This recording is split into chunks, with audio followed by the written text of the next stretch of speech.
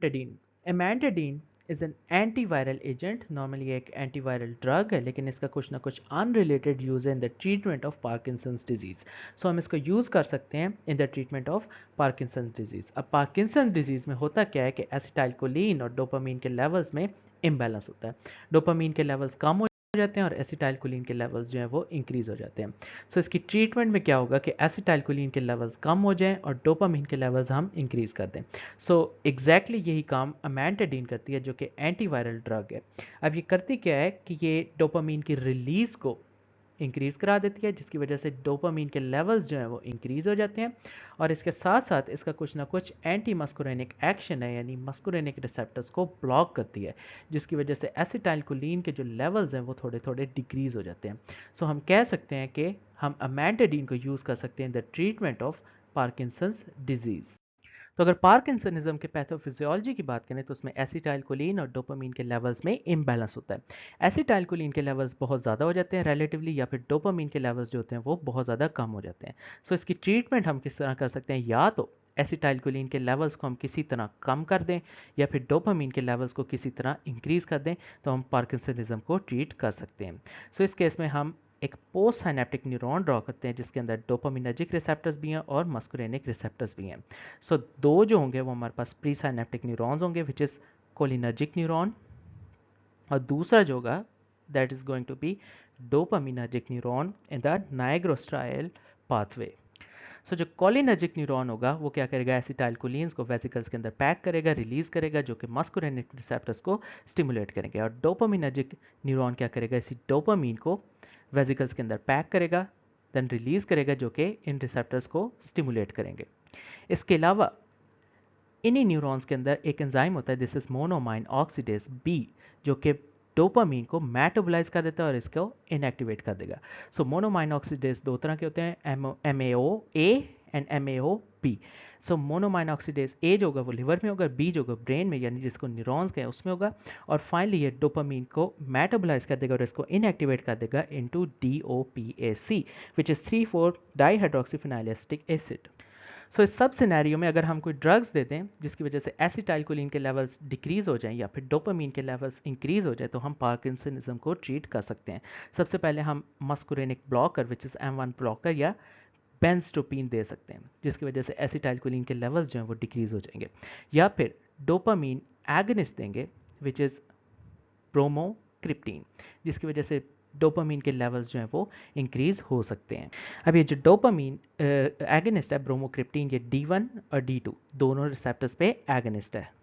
इसके अलावा एक एंटीवायरल है विच इज़ अमेंटाडीन, वो भी दे सकते हैं। ये अमेंटाडीन डोपामीन रिसेप्टर्स के लिए एगनिस्ट है और मस्कुरेनिक रिसेप्टर्स के लिए एंटागनिस्ट है। इसके अलावा अगर किसी तरह हम इस मोनोमाइन ऑक्सीडेज बी को ब्लॉक कर दें और इस डोपामीन के सारे मेटाबॉलिज्म को इनहिबिट कर दें, जो कि इस डोपामीन की कॉन्सेंट्रेशन को कम कर रहा था, तो हम जो है पार्किंसनिज्म ट्रीट कर सकते हैं, और ये हम कर सकते हैं सैलिजिलिन देकर। Now the salicylene is selective irreversible inhibitor of monoamine oxidase B, जिसकी वजह से क्या होगा कि डोपामीन का जितना भी मेटाबॉलिज्म और इनएक्टिवेशन है वो कैंसिल आउट हो जाएगी, इसकी कॉन्सेंट्रेशन इंक्रीज कर जाएगी और ज़्यादा डोपामीन जो है वो रिलीज होगा।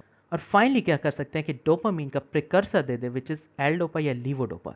लीवोडोपा क्या करेगा, इस न्यूरॉन के अंदर एंटर होगा, एंटर होने के बाद इंजाइम है which is dopamine D carboxylase, वो इसको चेंज कर देगा फाइनली डोपामीन के अंदर। अब एक यहाँ पर थोड़ा सा मसला है, इससे पहले कि लीवोडोपा न्यूरॉन्स के अंदर एंटर हो, इसकी पेरीफ्री में ही मेटाबॉलिज्म हो जाती है। सो हमारे पास पेरीफ्री में ही कुछ पेरिफेरल डोपामीन डी कार्बोक्सिलेज और पेरीफ्री में ही कॉम्प्ट है which is catechol O methyl transferase. So जो डोपामीन डी कार्बोक्सिलेज है वो क्या करेगा कि पेरीफ्री में ही, यानी न्यूरॉन में एंटर होने से पहले ही, इस एल डोपा को चेंज कर देगा डोपामीन के अंदर, और जो कॉम्प्ट है वो इसको चेंज कर देगा 3-मिथॉक्सी 4-हाइड्रोक्सी एल्फिनाइल एलानिन के अंदर, विच इज़ इनएक्टिवेटेड लीवोडोपा। सो इस केस में जो पेरीफ्री में डोपा डी कार्बोक्सिलेज है, जो कि लीवोडोपा को पहले ही मेटाबोलाइज कर रहा है, इसको भी हम ब्लॉक कर सकते हैं by the use of carbidopa. So carbidopa के साथ हम लीवोडोपा को कंबाइन करके देते हैं। उसके अलावा जो कॉम्प्ट है इसको भी हम इनहिबिट कर सकते हैं through COMT inhibitor which is entacapone and tolcapone. This entacapone is reversible inhibitor of COMT in the periphery and that reduces the levodopa breakdown in the periphery.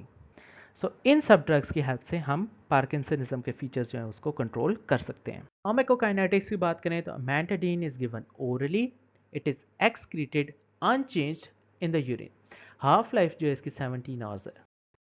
Clinical use क्या हो सकता है, पार्किंसंस डिजीज़ की treatment में हम इसको use कर सकते हैं, लेकिन ये एक बहुत ही लेस इफेक्टिव ड्रग है।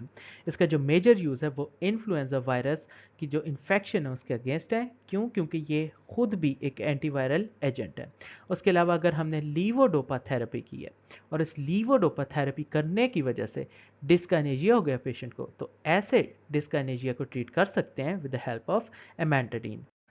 अब एमेंटाडीन की वजह से क्या होगा कि जो डोपामीन के लेवल्स हैं वो इंक्रीज कर जाएंगे और एसिटाइलकोलिन के लेवल्स जो हैं वो डिक्रीज कर जाएंगे।